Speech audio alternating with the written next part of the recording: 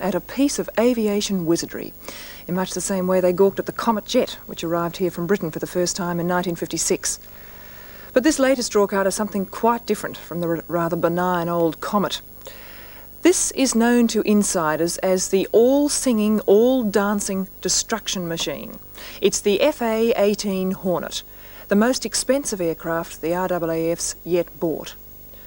Now, Williamtown Air Base near Newcastle is to be the Hornet's home, and next Sunday it's throwing open its gates to visitors. The first 4 Hornets in service will go through their paces, and the organisers say they expect anything up to 100,000 Australians to see how some of their taxes are being spent. For his sins, the Nationals defence correspondent Prakash Marchandani was invited to become the first civilian in Australia to fly the Hornet, and this is his verdict.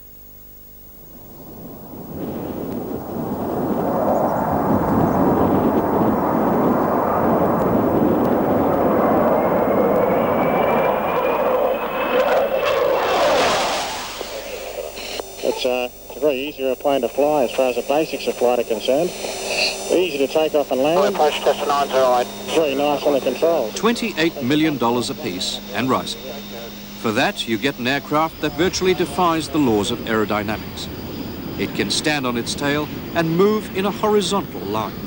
The sheer power required for this is enormous. We love putting tags on our defence buys. There was the controversial F111, the ageing Mirages. There's little doubt that in future these will be known as the aircraft with the checkered career. It's been criticised for defects under extreme temperatures, for wingtip problems, for its lower speeds. Strangely enough, not one of its critics has been a Hornet pilot. Fighter pilots say it's no good having a military aircraft if you don't push it and themselves close to the limit. Sometimes in doing that, the aircraft is pushed over the limits, and that's what led to the first signs of trouble, cracks in the tail assembly. These were fixed at the manufacturer's expense. The Hornet is said to be guaranteed by the manufacturers to 6,000 flying hours. When you consider that the oldest Mirage in service has got 3,000 flying hours, that's quite a way to back up your product. But you don't just jump into one of these things and fly it. First of all, you meet the pilots of the squadron to talk about it. There's no fighter ever been built yet with enough fuel or enough thrust, but, we're looking in the dream sheet there. The performance of this aeroplane is such that it continually surprises me as to actually what you can do with it in manoeuvring flight. It's amazing. Just doesn't look like a fast, sleek aeroplane, whereas the Mirage does. Looks can be deceiving. It's like driving through Sydney traffic at 60 miles an hour, working a personal computer on the steering wheel. Flight day. The weather is clear, the sky crisp. I'm to fly with one of the only 6 pilots in Australia who can handle the Hornet. They're all instructors. I'm in the hands of Jerry O'Brien, a 25-year-old Melburnian who's writing the manual for his trainees. He rather apologetically briefs me about ejection seats. You'll only bang out at about 8 or 9 G, he says. My insides are broing a mutiny already. Then the kitting up. Gucci G-suits, anyone?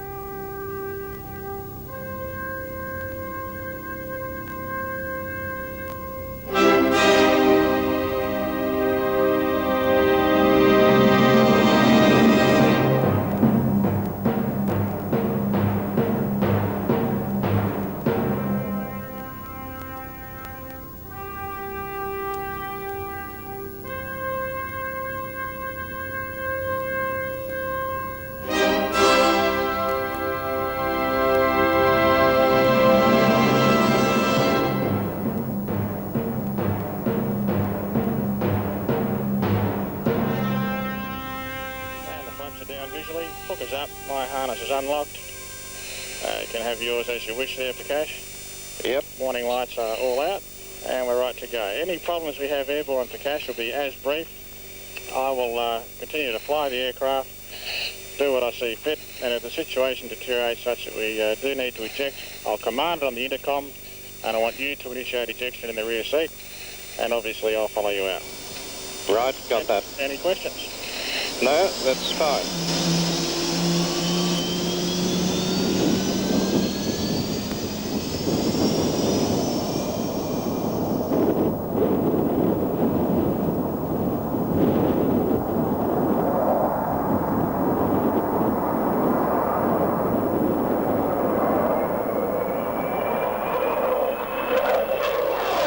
Hornet pilots spurn normal instruments for 3 TV screens that can call up whatever information is required. You don't have to look down. All this is displayed on the cockpit windscreen. It's known as the head-up display. First of all, we head out straight to sea. The Mirages can fly faster, but not with a full weapons load. And of course, the Hornet's twin engines give it much greater thrust. Wow, that was quite a bit over that. Oh, that's okay. That's just an acceleration in a straight line. Yeah. Handles well. Steering is smooth. Holds on corners, but expensive on fuel.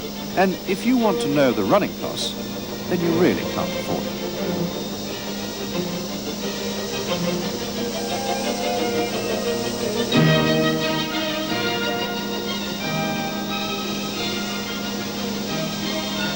It's the ultimate expression of the computer age. Onboard computers make minute changes to the control surfaces 1,400 times a minute. Each second, the aircraft checks itself for the smallest faults.